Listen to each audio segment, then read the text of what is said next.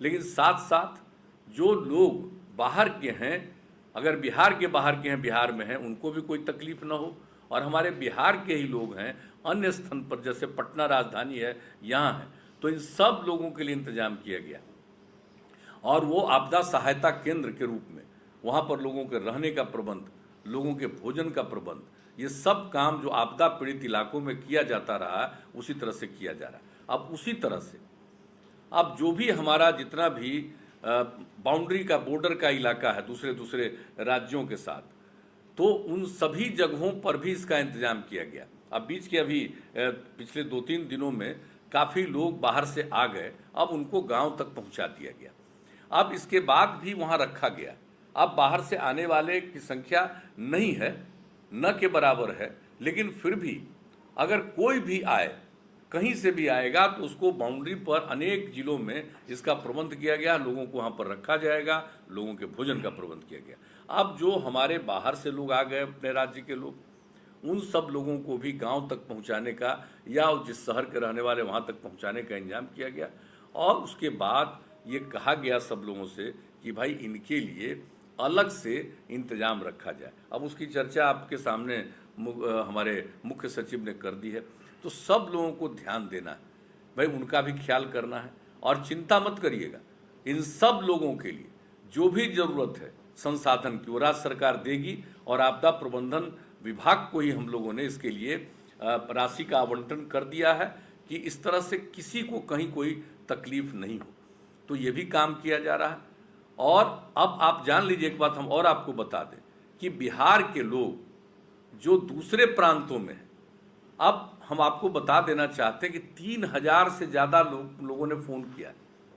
पिछले 4-5 दिनों के अंदर। एक एक व्यक्ति का जो यहाँ हमारे कार्यालय में फ़ोन किया, या आपदा प्रबंधन विभाग का जो कार्यालय है जिसको नोटिफाई किया गया है, या दिल्ली में जो हम लोगों का रेजिडेंट कमिश्नर का ऑफिस है वहाँ पर, इस सब मिला करके 3000 से भी ज़्यादा लोगों ने फ़ोन करके अब अलग अलग राज्यों में अपनी समस्याएं बताई। और यहाँ पर एक बड़ी टीम बना करके एक एक व्यक्ति से बात किया गया, पूरे देश के विभिन्न कोनों में क्या तकलीफ है आपको, और उनके तकलीफ को दूर करने के लिए वहाँ के राज्य सरकार से भी अनुरोध किया गया है। और हम लोगों ने भी तय कर दिया कि हमारे लोग जो दूसरी जगह कहीं ना कहीं कोई काम में वहाँ रहते हैं या गए हुए थे, वहाँ फंस गए हैं, अब उनको दिक्कत हो रही है, तो राज्य सरकार की तरफ से भी जान लीजिए हम लोग उनको भी,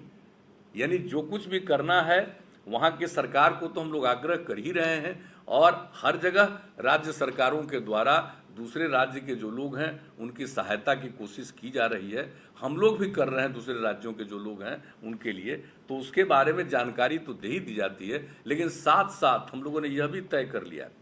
कि हमारे जितने लोग हैं, ये करीब करीब 3000 फ़ोन आया है, और उसमें अभी तक लगभग 1,60,000 जो हमारे बिहार के लोग हैं और बिहार के बाहर दूसरे प्रांतों में फंसे हुए हैं उनकी जानकारी मिली। तो उन सब लोगों के लिए भी हम लोगों ने तय किया, जैसे अपने राज्य में हम लोगों ने कई निर्णय तय किया कि भाई, और केंद्र सरकार ने भी तय किया कि लोगों को अभी मुफ्त राशन दिया जाएगा। और जो हम लोगों ने तय किया कि जितने लोग राशन कार्ड धारी हैं, यानी राशन कार्ड धारी कितने हैं, 1,68,00,000 गांव और शहरों को मिला करके, और गांव में 85% लोग राशन कार्ड होल्डर हैं, और शहरों में 72%, 72%। तो सबसे पहले हम लोगों ने सोचा कि भाई इन सब लोगों को अन्य प्रकार से जो आपदा प्रबंधन के माध्यम से जो हम सहयोग कर रहे हैं, लेकिन इन सब लोगों के खाते में हम लोग राज्य सरकार की तरफ से उनके मदद के लिए, क्योंकि 14 तारीख तक अभी है कि लॉकडाउन, तो वैसी स्थिति में उन लोगों को राज्य सरकार की तरफ से प्रति लोगों के खाते में 1000 रुपया हम लोग उनको भेजने जा रहे हैं। उसका काम हम लोग शुरू कर चुके हैं, उसके लिए जो भी तैयारी होती आज ही से हो रहा, आज ही से उनके खाते में चला जाएगा। और उसी तरह से 2 दिन के अंदर जो हमारे बिहार के लोग जो दूसरे राज्यों में फंसे हुए हैं, जिनकी संख्या अभी 1,60,000 के करीब आई है, हो सकता है इनकी संख्या और ज़्यादा, निरंतर फ़ोन आ रहा है, उनसे हम लोग बातचीत कर रहे हैं। यानी कितने 44 टीम बना दिया है।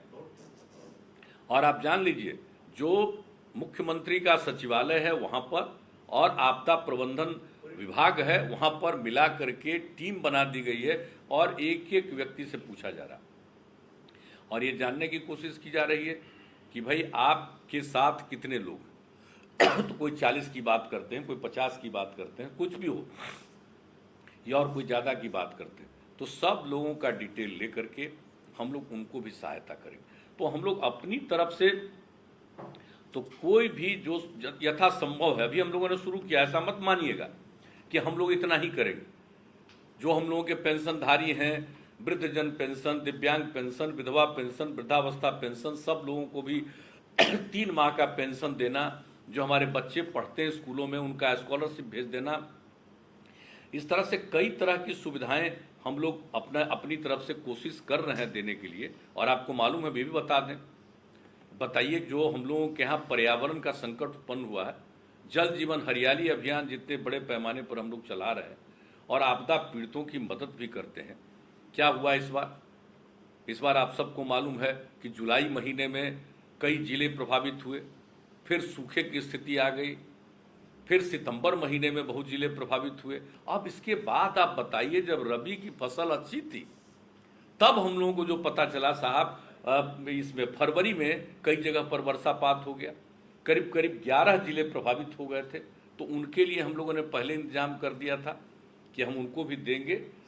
Input subsidy. और इसके बाद मार्च महीने में बताइए 2 बार 3 दिन वर्षा हुई। कोई सोच भी नहीं सकता है कि पर्यावरण की ये स्थिति होगी। तो उसके बाद भी हम लोगों ने उसका सर्वेक्षण करा लिया और फसल क्षति के भुगतान के लिए हम लोगों ने